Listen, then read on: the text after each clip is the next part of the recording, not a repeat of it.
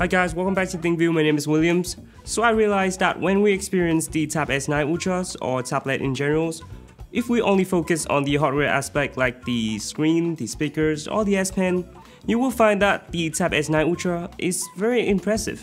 Specifically, the hardware of the Galaxy Tab S9 Ultra is excellent from the screen, speakers to the S Pen. Everything is okay.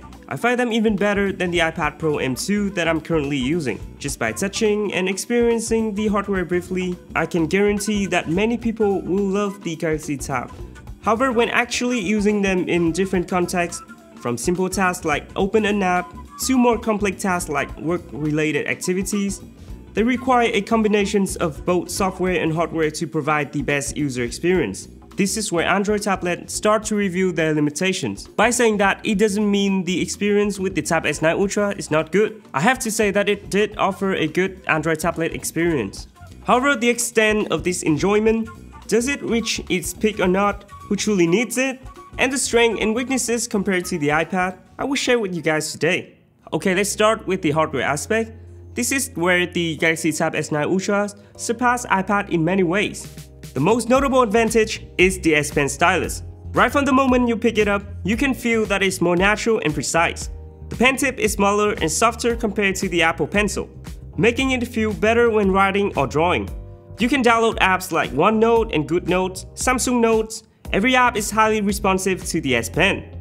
The screen of the S9 Ultras also offer a superior quality compared to the iPad. They use the dynamic AMOLED 2x display, which have deeper blacks and higher contrast compared to the LCD display on the iPad. Additionally, this tablet features a 120Hz refresh rate, and also the brightness of the S9 series has been pushed to 1000 nits, making it easier working in the outdoor environment. The speakers are excellent as well, with 4 speakers, 2 on each side, providing a cinematic audio experience. The sound quality is on par with the iPad Pro. The S9 Ultra has a webcam positioned horizontally, unlike the vertical placement on the iPad.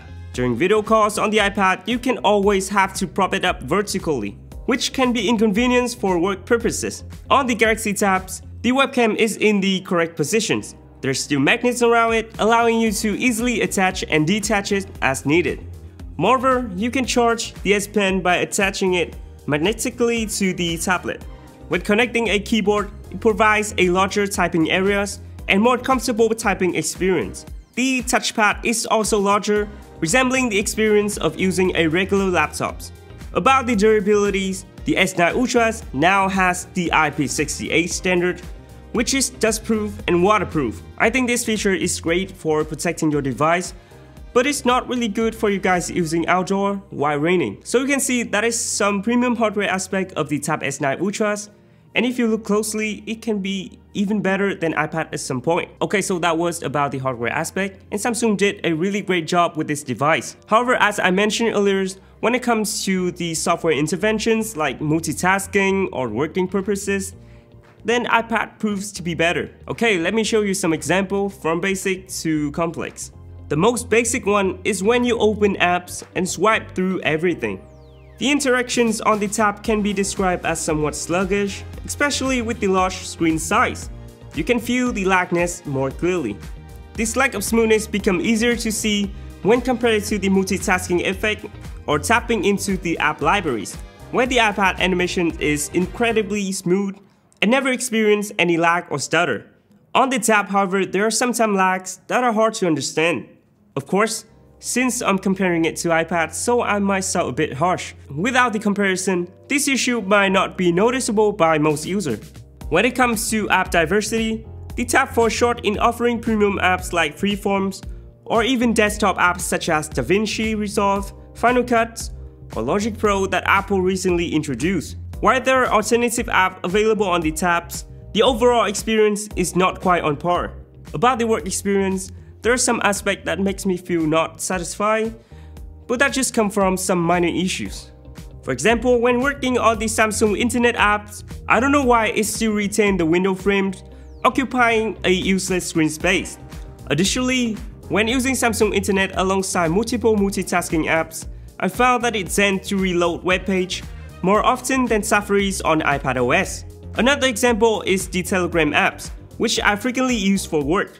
It lacks scalabilities, meaning that when I expand the windows, the app interface does not adjust to fit the wider windows. In contrast, on iPadOS, it adapts well to every single different window size. So I think this may be why Apple only supports specific aspect ratios instead of allowing window resizing like on the tabs. Overall, I think the software has limited the potential of the hardware on the Galaxy Tab S9 Ultras. However, saying that doesn't mean that iPad is a better choice. There's two reasons why you should consider buying the S9 Ultras, S9 Plus, or even more the affordable S9. Firstly, it's about the ecosystem.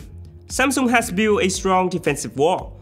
So even if iPadOS is excellent, there will still be people who choose the Galaxy Tabs. These are the users who use Samsung smartphones, Galaxy Buds, and Galaxy Watches, and so they buy the Galaxy Tabs. As everything's synchronized through the Samsung account, they can seamlessly make calls, receiving messages, and sync the notifications. Additionally, Samsung has collaborated effectively with Microsoft to provide a comprehensive synchronization feature throughout the phone link apps, offering a similar functionality as iPhone and macOS integrations. The second important aspect for those considering either of these devices is that the majority of users buy tablet for basic experience. For basic tasks like watching movies, reading news, the Galaxy Tab S9 gives you a really good experience. Okay, let's imagine a group of users who represent the majority of tablet users. I draw them here. I'm gonna use a red colors. Although there are some users with the high-end needs, they are not as common. I draw them blue. The point is the Galaxy Tab S9 Ultras from Samsung are designed to meet the common needs. However, the iPad, with more professional experience, extends slightly beyond this circle. Indeed, the iPad can handle more tasks, but for those who are considered a pro users, they don't often buy an iPad for handling these complex tasks. Instead, they tend to think of laptop or a MacBooks. While it's true that iPad can do more, but we still have to ask ourselves that, do we really need those premium features? So in terms of the basic needs, for most users, the Galaxy Tabs currently provides an even more satisfying experience. As I mentioned earlier, the S9 Ultras have the superior hardware, providing excellent experience such as watching movies with beautiful display and using the S Pen for writing and drawings. In summary, I believe both the Galaxy Tabs and iPad are equally worth purchasing for basic needs, and I think that each have a solid defense for their own customer base. Okay, so that's some of my thoughts about the Galaxy Tab S9 Ultras. What do you guys think? Please comment below. Don't forget to like and subscribe. My name is William, and I will see you in the next video. Goodbye!